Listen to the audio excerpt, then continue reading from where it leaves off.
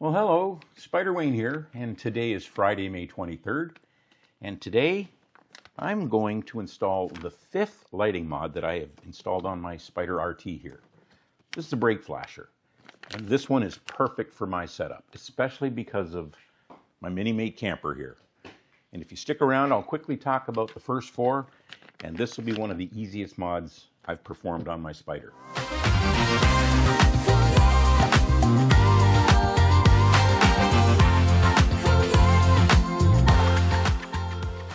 Okay, two quick housekeeping items I'd like to get out of the way. First, I am not sponsored or affiliated with anybody whatsoever. This brake flasher and everything else I talk about in this video, I purchased with my own money. I will have links below in the description for everything that I talk about. The second item is I'm a little late to this brake flasher party. There's some good videos out there, and two in particular I want to give shout outs to. The first one is to Rob, the Jersey Spyder. He has an excellent video on not only talking about the brake flasher and installing it, also about lighting in general and safety on the Spyder. The second one is good friend JODY, Purple on 3.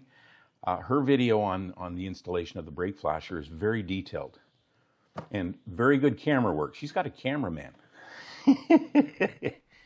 All right, before I install this new brake light flasher, I just want to quickly go over the first four lighting mods that I previously installed on my Spyder.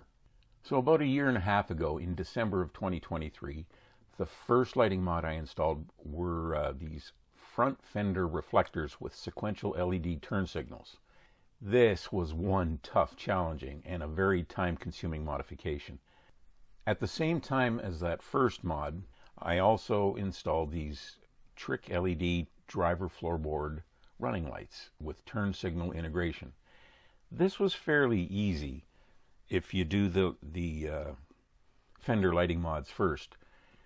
But once I had installed these first two mods, they look bright, they look great, and I really love the way they operate. And then my third modification, I installed the EvolutionR series plug-and-play LED light bar. It's at the front of my Spyder here, and it was super easy and quick. Okay, now my fourth lighting modification. These are the Show Chrome Form Fusion LED trunk lights with run, brake, and sequential turn signals. I love this modification. These lights are big, they're bright, they're up high, and it's perfect for my setup because these lights are fully visible to the drivers behind me even when I'm towing my mini-mate camper. Okay, let's get started. The only tool you're really going to need is a push pin puller. You can use a flat screwdriver. As JODY showed in hers video, it's a little trickier with a flat screwdriver. This makes it real easy. There's two push pins here. We'll be removing those, and we'll also remove the push pin holders that are underneath. I also purchased for $1.95 a little tube of the dielectric grease. If you have dielectric grease, you won't need this.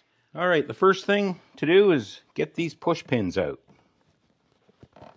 In, up, that's the pin. Now we'll get the push pin holder. Pull up, there's the push pin holder. Get this push pin,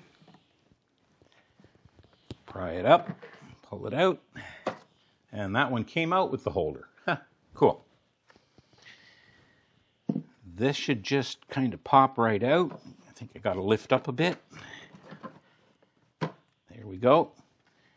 And there's the plug. Turn it over. There's a little lip on there just to lift up and pull straight out. So I'm going to put dielectric grease on the holes on here and on the holes on here. You could go down and do it on the pins there, but if you get the holes on the ends of both these, you'll get the pins when you reconnect. Now, this is where a little dab will do you. And for you gentlemen that have the same color hair as I do, you might remember the commercials from the 1960s of a little dab will do you. And not too much, or you might attract the ladies. Real green, a little dab will do ya, or watch out, the gals will all pursue ya. There. I got my dabs done. It only fits in one way. Line it up. Push together till it clicks. A little click there. Look at how this one lines up. And push it in till it clicks. Oh, that was a good click. Make sure it's out of the way.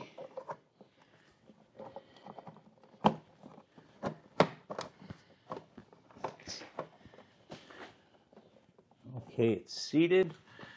We'll get first the push pin where the pin is still in the housing. We'll push that one in and then push the pin down. One side done. Get this push pin housing in first and then push the push pin into it.